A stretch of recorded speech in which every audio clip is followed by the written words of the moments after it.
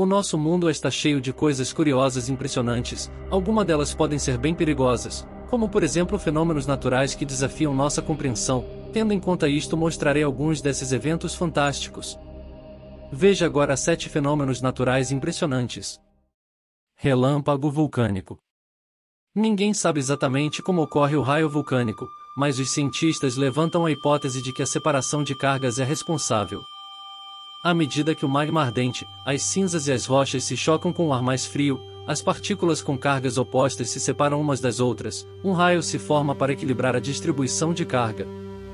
As maiores tempestades vulcânicas podem acumular tanto poder quanto as enormes tempestades de supercélulas geradoras de tornados.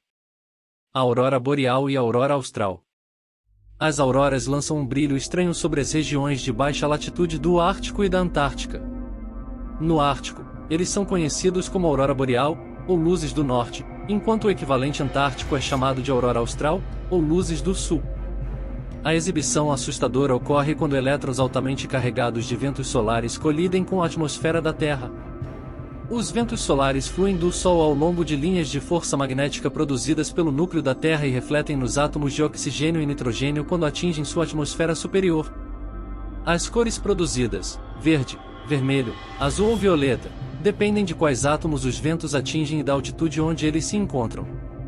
As forças magnéticas e elétricas reagem umas com as outras em combinações mutáveis, vistas como longas cortinas coloridas dançando no céu. Margens bioluminescentes. Conhecida como bioluminescência, essa luz biológica é produzida por micro-organismos marinhos chamados fitoplâncton, que iluminam praias do mundo todo. Esta exibição belíssima acontece quando um pigmento chamado luciferina reage com o oxigênio, enquanto uma enzima chamada luciferase acelera o processo. Mas o que parece um espetáculo encantador pode na verdade ser uma tentativa de fuga angustiante. O fitoplâncton costuma usar a bioluminescência como mecanismo de defesa. A luz distrai os predadores interrompendo seu comportamento de natação e pode atrair animais que se alimentam deles. Raios. Emocionante e hipnotizante, o raio é a maneira natural de restaurar o equilíbrio eletrostático. O fenômeno começa como cargas estáticas em uma nuvem de chuva. As correntes de convecção levantam as gotículas no ventre das nuvens para altitudes mais frias e altas e empurram para baixo o gelo e o granizo resultantes. À medida que o gelo e a água se encontram, os elétrons são arrancados, resultando em uma nuvem com um fundo carregado negativamente, e um topo carregado positivamente. Um raio então descarrega o campo elétrico. Às vezes, a carga positiva se acumula no solo, atraída pela carga negativa no solo, acendendo uma faísca aterrorizante. Tornados. Essas colunas rodopiantes de ar surgem de enormes nuvens de tempestade chamadas supercélulas que podem crescer até 400 mil pés. Ventos em duas altitudes diferentes sopram em velocidades variadas, torcendo o ar úmido em uma espiral horizontal. O ar ascendente na corrente ascendente da tempestade inclina a espiral verticalmente, fazendo com que ela toque o solo e comece seu caminho destrutivo.